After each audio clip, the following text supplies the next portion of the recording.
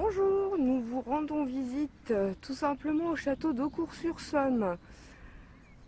Château construit au XIIe, XIIIe siècle, donc petite immersion VR en option bonus comme d'habitude, où je vais vous faire visiter un petit peu les restes, il n'en reste pas énorme. Il faut savoir que des fouilles archéologiques sont en cours depuis plusieurs années. Donc c'est un château en fait de construction, donc comme je disais, XIIe, XIIIe siècle. Ça a été sûrement la volonté de Philippe Auguste pour l'édification de places fortes pour ces terres nouvellement acquises. Donc il faut savoir que nous sommes dans la vallée de la Somme n'est pas très loin. Donc ce château servait aussi de flux commercial. Donc nous nous trouvons actuellement en fait au niveau du pont-levis. Sur la droite, vous pouvez voir une porte, nous ne pouvons pas l'ouvrir, elle est évidemment fermée. Nous avons une salle des gardes. Elle est carrée et voûtée en voûte d'ogive. Donc on peut s'apercevoir qu'ils ont pour but de reconstruire ce château presque entièrement en 30 ans. Donc en 2044, normalement, il devrait être refait à peu près entièrement. Donc il faut savoir que ce château a été plusieurs fois démoli. Donc il a été démoli une première fois en 1358 pour ôter aux Navarois et aux Anglais tout moyen de s'établir au Ponthieu. Donc il faut savoir que les anglo-saxons, les bourguignons, on n'en veut pas par ici. Donc il sera reconstruit peu de temps après. Donc il sera effectivement repris par le chevalier Simon de Boulainvilliers. Qui sera ensuite, alors on ne sait pas s'il a été repris de force, il y a plusieurs hypothèses. Alors vous voyez des bâtiments tout autour de moi, c'est parce que ce château en fait tout simplement propose des animations pour beaucoup pédagogiques, les enfants, sur la taille de pierre, vous pouvez le voir à droite, sur comment on construisait des voûtes, comment était la vie au Moyen-Âge. Donc du coup je vous fais un petit peu le tour, vraiment le tour du château. Sur toute la droite on va longer en fait ce qui était les fossés. On en a encore des tout petits restes, ils sont ridicules maintenant. Donc le château va être donné ou acquis de force à Jacques d'Harcourt. Il faut savoir que la famille Harcourt est une famille très puissante de lignée normande. On remonte à peu près, on va dire, sa lignée, on en a une trace à partir de 1094. Donc la famille Harcourt, elle est très importante, elle est très puissante et c'est une des plus vieilles familles de France. Donc là, nous nous trouvons dans un petit jardin reconstitué, tout simplement. On peut voir qu'il y a des betteraves, des choux rouges, du thym, du laurier, de la mélisse. Hop. Moi, je trouve cet endroit charmant d'ailleurs. Donc au début du XVe siècle, Philippe le Bon, duc de Bourgogne, bien évidemment encore les Bourguignons, il fait mettre le feu au château, qui sera abandonné tout simplement par les Dauphinois. Donc là je vous fais vraiment une visite excursion, on va arriver dans la broussaille. Donc on peut voir effectivement qu'on a encore des parties de murs. Il faut savoir qu'au fil des siècles, tout simplement la terre s'est amassée, donc on a encore tout en dessous sûrement beaucoup de restes de souterrains, de pavés tout simplement. Donc ce château il va être reconstruit en 1436 par le chevalier Jean d'Eaucourt, puis il sera pillé par Renaud de Vignolles en 1440. Donc après on en a encore une trace en 1589 où effectivement on a la guerre des catholiques et des protestants. Désolée, je passe par les orties. Donc les ligueurs d'Abbeville attaquent les troupes d'Henri IV de Navarre pour prendre possession des lieux, tout simplement. Alors je vous fais un petit topo de Henri IV de Navarre. Tout simplement, Henri IV de Navarre, on est donc comme je vous disais, dans les guerres de religion entre protestants et catholiques, où Henri de Navarre aura connu effectivement la fameuse journée de la Saint-Barthélemy, un massacre total. Faut savoir qu'Henri de Navarre avait épousé Marguerite de Valois, donc qui est la fille de Catherine de Médicis, la reine Margot, tout simplement, comme certains peuvent le supposer ou peuvent la connaître.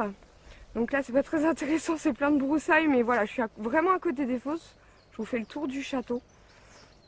Excusez-moi. Hop. Donc en 1589, donc après effectivement cette attaque et cette possession des lieux, le château va être démantelé, milieu du XVIIe siècle, donc là on avance beaucoup dans l'âge, sur ordre de Richelieu. Il faut savoir que Richelieu, que ça soit souvent sous Louis XIV, il va faire démanteler beaucoup de châteaux en France, tout simplement pour pas que d'autres troupes ennemies, donc anglais ou autres, puissent prendre en fait possession d'un château, pouvoir tout simplement l'avoir et pouvoir diriger en fait le morceau de pays. Donc il fait démanteler beaucoup de châteaux. C'est comme ça qu'on a énormément de châteaux en ruine. Donc quand il est démantelé, c'était pas pierre par pierre. Il faut savoir que c'était directement des canons directement sur les châteaux. Alors on en a une trace en 1755 où c'est Joachim Charles de Séglières de Belforière qui prend possession du château. Donc apparemment il serait encore habitable à peu près à cette époque-là. En 1777, François Vaillant Chevalier en prend également possession. Et la dernière trace d'occupation, ce sera en 1779 où le château va tout simplement servir de ferme. Donc il a été classé monument historique en 1926 et l'association de restauration de la région a été créée en 1983 pour pouvoir tout simplement rétablir le château, le reconstruire et faire des fouilles archéologiques là où je vais vous emmener. Donc ils ont découvert une moitié de tour avec un début d'escalier, un parement en damier d'une tour, et des pièces, des céramiques. Voilà l'équipe. Donc du coup on a Ben, Cass, on a notre belge Pascal, il y a Nico, il y a Will, et du coup on a Céline. Yes. Donc il faut savoir que le château il a servi de carrière au 19e siècle aussi, donc il y a quand même beaucoup de choses qui sont parties qui ne subsistent plus. Donc l'enceinte en elle-même fait 40 mètres sur 50 mètres et mesure à peu près de 6 à 7 mètres de haut. Hop, on y arrive.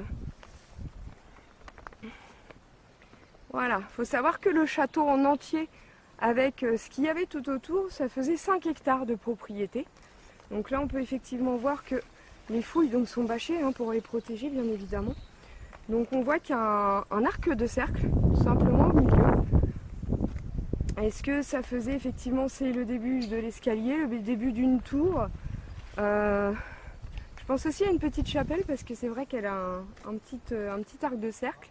Donc là je peux même pas vous faire voir en dessous, je suis très respectueuse de ces fouilles.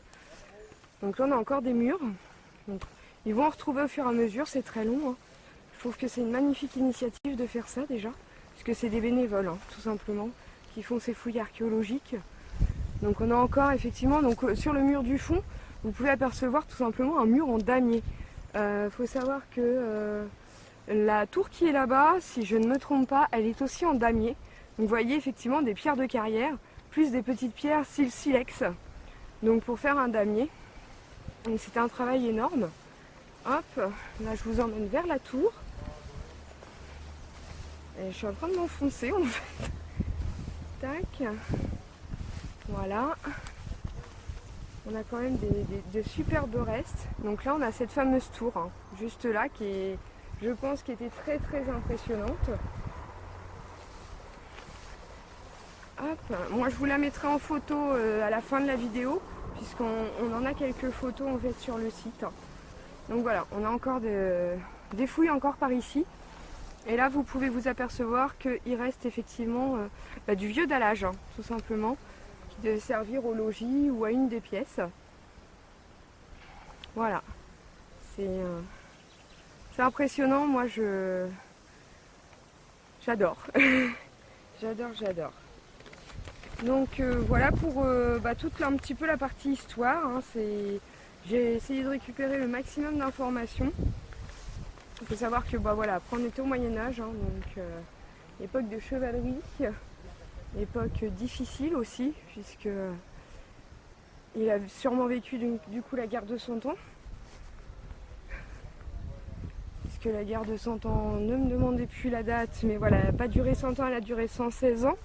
Hein, donc à l'époque de Jeanne d'Arc, donc sachant que Jeanne d'Arc est morte en 1431.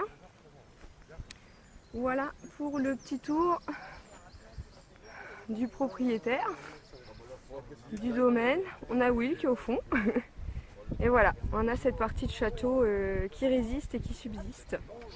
Voilà, et je vous retrouve tout simplement pour l'enquête paranormale qu'on va essayer de mettre en place ce soir où on est totalement au calme. Bisous!